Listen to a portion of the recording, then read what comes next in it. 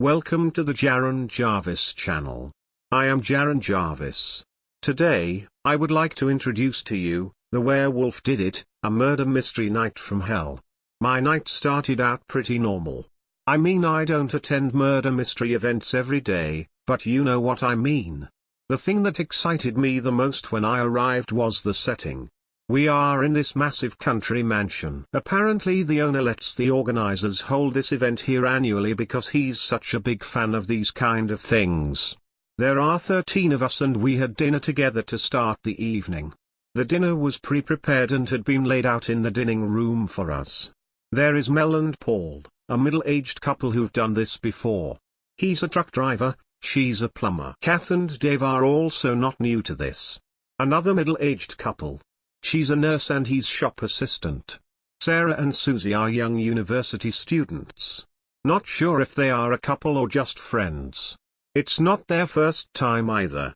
Then there is Isabel, Lucy and Jane who work together selling insurance. Seems everyone is old hats at this. They are youngish looking. Heather is another young one, her first time at a murder mystery event. She's a librarian. Finally there is Harry and Mike. They're good friends and youngish. Mike is a cop and Harry is a youth football coach. After dinner we split up. Since I had bonded with Harry and Mike over our mutual obsession with the paranormal, we started exploring together. The first room we went in was a living room and it was at least twice the size of your standard one, complete with a grand piano in one corner. There were no lights on in the room, but there was a fire going in the fireplace, which filled the room with a pleasant glow. I peered out of a window and remarked that it was raining. It hadn't been when we arrived. The two guys were just standing there taking in the room. Harry asked if either of us could play piano. Before we could respond, a few notes rang out from said piano and I would just put it down to a pre-recorded attempt at a jump scare if I hadn't seen the keys depress by the light of the fire with my own eyes. We all looked at each other. At that moment lightning flashed outside, followed closely by a crack of rolling thunder and a terrified scream from somewhere else in the house. Naturally we went in the direction of the scream to find out what had happened. In an upstairs room we found everyone gathered in the library asking each other questions. It turns out the three young women who are here together were in here and one happened to be looking out the window when the lightning flashed. She jumped after seeing her own reflection in the glass. Someone cracked a joke about Miss Scarlet having done it in the library and gradually everyone left the room. Except the three of us. Mike found a section of the library that was devoted entirely to the paranormal and we browsed the books in fascination.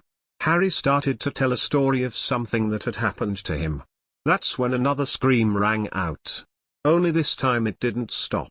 We followed the sound with haste and found the same three young women stood over a body in one of the bedrooms. I knelt beside the prone figure and felt for Heather's pulse. Nothing. The thing is, there is no blood or visible wound. I swear she's not even breathing. Aren't these things supposed to be fake? Her face is fixed in a look of terror like I've never seen, her eyes bulging and her mouth locked in a silent scream. I'm not surprised the girls are so freaked out. The girls reckon they just walked in and found her like that. They don't know what happened. It turns out nobody was in here with her. At least that's what they all say. There is a new tension in the air and we start to look at each other a little differently. I notice not everyone has come to investigate either and guess they figure it's another false alarm. Mike questions everyone thoroughly. You can totally tell he's a cop. Harry tries to reassure girls. One of the couples joins me in hunting for clues. I mean, I don't know how this works, it's my first time after all, but I gather there is supposed to be at least one clue, right? The humongous painting on one wall catches my eye and I take a closer look. It looks like the sort of thing you see in movies sometimes where there might be a hidden room or passageway behind it. A gentle tug on the edge of the frame reveals that the painting is in fact hinged like a door and it's already open a crack. I peer into the gloom and quickly regret it as there is a pair of red eyes staring back at me. Whatever it is lets out a soft low growl before turning tail. With a gasp I shut the door and lean my back against the painting, fear accelerating my heartbeat. Oh my god, what the heck was that? Nobody seems to notice anything is wrong. Taking a breath, I regain my composure and decide not to mention it to anyone. The trio of girls decide to head downstairs and get a stiff drink. No clues of any substance are found in this room. I mean, by the looks of it, she died of fright, so it's not a traditional Cluedo weapon we're looking for. Once we're alone again, I inform Mike and Harry of what I saw. They stand staring into the dark passageway behind the painting as we debate whether to go in there and investigate, see where it goes.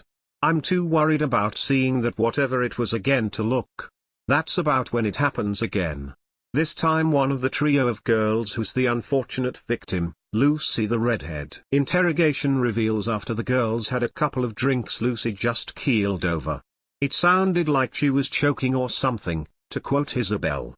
Impulse says to try and revive her, but the theme of the night is that people are supposed to die. My guess is that she was poisoned. We discover a small unlabeled vial under the bar after a search of the room. Well, all that's left is the who. That's when the lights in the room go out. The storm outside has been getting worse this whole time, and the sudden darkness is punctuated by a couple of thunderous booms from outside. What a night to have this event. The weather just makes it even more creepy. I grab Mike's arm, since he is stood next to me, and whisper about how creepy this is.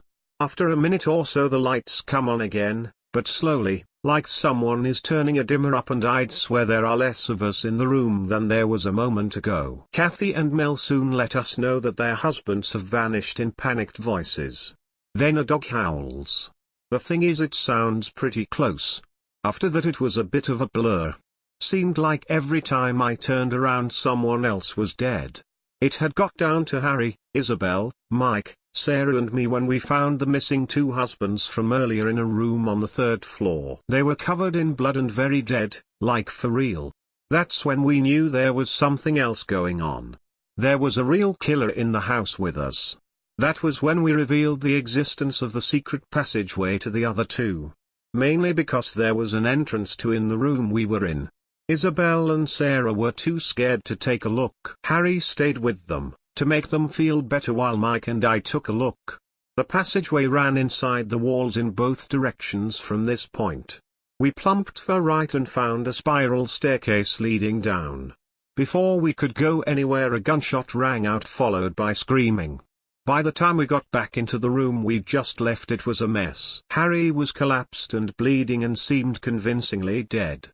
Isabel was huddled, crouched in the far corner and shaking like a leaf. Sarah is, well, it's indescribable. There's blood everywhere. But the most disturbing things was the figure bent over her. Tall and human-like, but hairy, piercing red eyes, claws. It lets out a guttural howl and snarls at us, taking a step closer. That was when I started screaming. Mike grabbed my arm and we ran back into the passageway, shutting the door behind us. Judging by the gun on the floor, it's possible Sarah was tonight's murderer. I don't know. It wasn't Harry or Mike, cause we've been together the entire night. But none of that matters anymore. There's been whatever that creature is helping. We headed downstairs. I don't particularly want to do battle with that thing, but if it came to it, neither of us has anything to fight with. We find our way into the kitchen and I grab a large knife. Mike finds an iron bar someplace. The lights go out again and a dog howls, long and loud. Or not a dog. The creature soon pops out of I don't know where and growls at us from across the room, blood still moist on its lips. I grab Mike's arm and race from the room, panic flooding my body. I don't know where I'm going. I just run in a panic. I drag us into a closet somewhere and shut the door. The creature pads around and I hear it sniffing at the door, but instead of trying to get to us, it turns and runs off somewhere else. After a few moments we step out of the closet. I lock the door to the room we are in, since it's just a turn to lock from this side, and Mike pushes the desk in front of the access to the secret passage. Piercing screams ring out from another room, getting suddenly cut short. Isabel.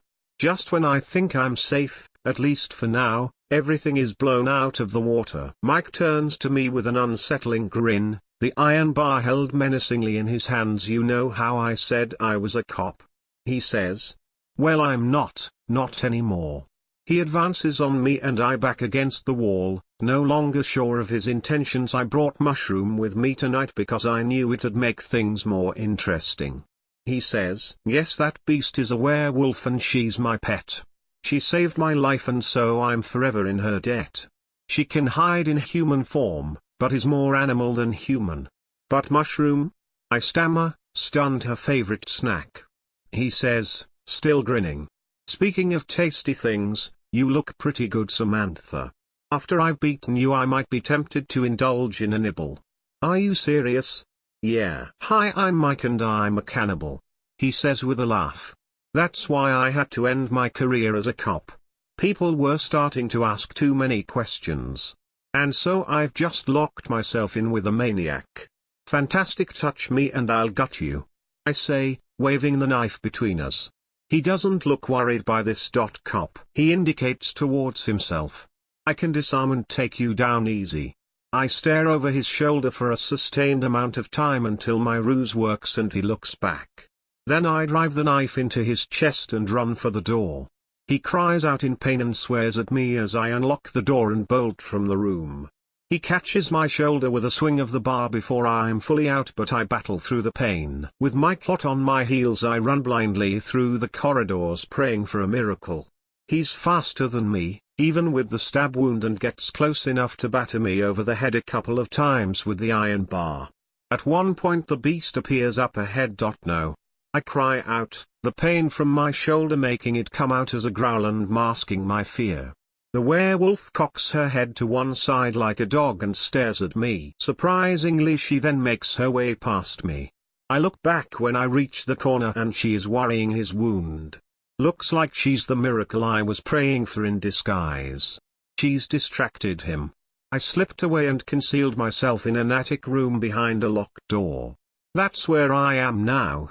The storm is still raging outside and I know it's only a matter of time before they track me down. I don't think I sunk the knife in very deep, so I'm sure he will still have the strength to finish me off, if he finds me. I've already got a splitting headache and I think I'm bleeding too. My shoulder where he whacked me has swollen up massively and is really painful. We've been locked in the house. So I'd need to break a window or something to get out, but I don't know if I can. I feel defeated. I have just one chance, my only hope of getting out of this alive. There is a part of myself I've been hiding and it's been buried for a long time. I never really fully accepted it. Denial kept me normal, but I can feel the hunger brewing deep inside. Taking a deep breath to try and settle my panic, all I can smell is blood, two kinds. He's nearby. My senses are strong and the more I focus on this part of myself the more I feel my strength growing. The vampire in me somehow draws strength from my weakness. It's time to end this. I unlock the door and step out of the room and there he is. A slow smile stretches my lips while we're confessing secrets. I have one of my own. I say, come closer my dear, I won't bite.